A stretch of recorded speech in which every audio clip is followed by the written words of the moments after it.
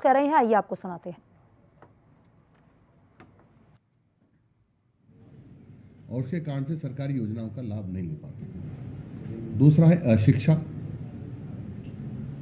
इसके कारण से भी नहीं ले पाते हैं। और सबसे बड़ा जो है कारण यह है कि इनके पास एक जगह रहने का कोई अपना निवास नहीं है, यानी इनके पास न तो भूखंड है, और भूखंड ही नहीं है तो मकान कहाँ से होगा। इसलिए इनके उत्थान के लिए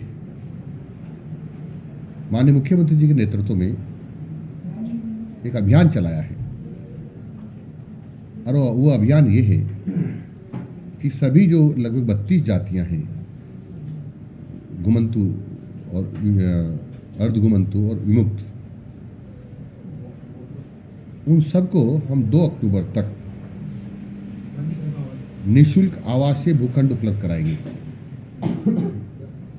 ताकि ऐसे गरीब लोगों को भी अपना एक आशियाना बनाने का मौका मिल सके।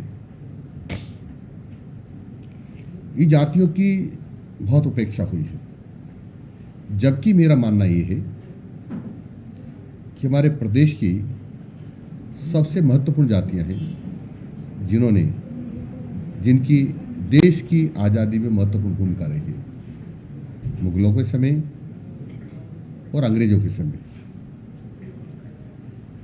इन्होंने बहुत लड़ाइयाँ लड़ी हैं, और ये मुगलों के और अंग्रेजों के खजाने लूटा करते थे और क्रांतिकारियों का सहयोग करते थे। वे अपना उस पैसे से अपना परिवार भी चलाते थे और सहयोग भी करते थे उनको कमजोर करने के लिए। और इसलिए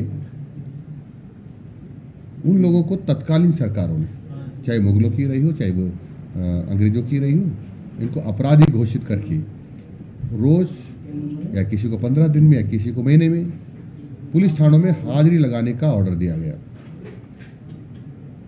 और इस प्रकार से हाजिरियां लगाते रहते थे, एक तरह से पुलिस के बंधक हो गए। मुझे बहुत दुख की बात है कि आज़ादी के कुछ वर्षों तक भी ये परंपरा जारी रही।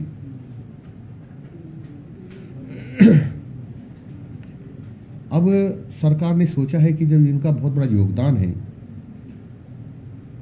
देश की स्वतंत्रता में प्रत्यक्ष रूप से, और इनकी जो जनरेशन बदल रही है, तो ये सोचती जा रही है शायद हमारा यही काम होगा, और इसलिए उसी काम में लगे रहे। हमको उपकार मानना चाहिए इनके पूर्वजों का कि उन्होंने हमारे पूर्वजों का सहयोग करने के लिए और देश की आज़ादी में अपना बलिदान दिया है।